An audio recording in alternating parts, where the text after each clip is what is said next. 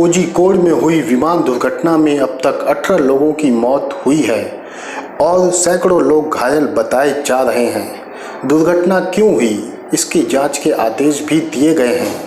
ऐसे में यह जानकारी आ रही है कि वर्ष 2011 में ही इस एयरपोर्ट को असुरक्षित घोषित कर दिया गया था। वर्ष 2011 में विशेषज्ञों की टीम ने करीमपुर एयरपोर्ट के रनवे 10 को असुरक्षित करार दिया था। उन्होंने कहा था कि यह रनवे लैंडिंग के लिए बिल्कुल भी सुरक्षित नहीं है, खासकर बारिश के मौसम में। वर्ष 2011 में जब मंगलुरु में एयर इंडिया की फ़्लाइट 812 दुर्घटनाग्रस्त हुई थी और 158 लोगों की मौत हुई थी, उस वक्त सेफ्टी एडवाइजरी कमेटी ने यह अलर्ट जारी किया था। कल जब बहुत बारिश हो रही थी, उस वक्त यहां एयर इंडिया का विमान जो दुबई से आ रहा था, रनवे पर फिसलकर खाई में गिर गया।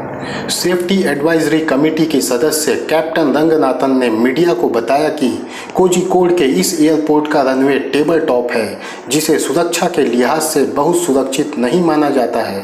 टेबल टॉप रनवे उस रनवे को कहते हैं जो पहाड़ी के ऊपर बनाया जाता है और जिसके दोनों ओर खाई होती है।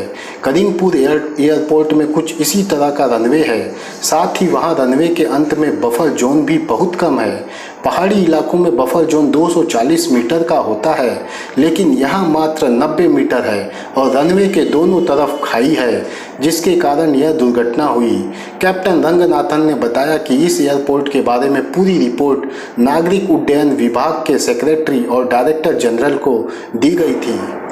शुक्रवार को शाम 7:40 पर दुबई से 190 लोगों के साथ आ रहा एयर इंडिया एक्सप्रेस का एक विमान भारी बारिश के बीच कोझिकोड हवाई अड्डे पर उतरने के दौरान हवाई पट्टे से फिसलने के बाद 35 फुट गहरी खाई में जा गिरा था, जिससे उसके 2 टुकड़े हो गए थे। विमान में सवार कम से कम 18 लोगों की मौत हो गई है। डीजीसीए के एक अधिकारी ने कहा कि ये उपकरण विमान दुर्घटना जांच ब्यूरो के पास है और इन्हें आगे की जांच के लिए दिल्ली भेजा जाएगा। इसी बीच प्रधानमंत्री मोदी समेत कई फिल्मी हस्तियों ने भी ट्वीट करके इस दुर्घटना पर दुख जताया।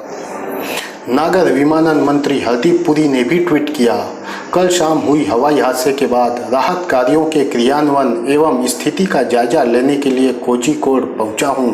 मंत्री ने कहा, कल शाम कोझिकोड में हुए विमान हादसे में जान गंवाने वाले 18 लोगों के परिवार एवं दोस्तों के प्रति मेरी संवेदनाएं हैं। उन्होंने कहा कि दुर्घटना के कारणों की जांच की जा रही है।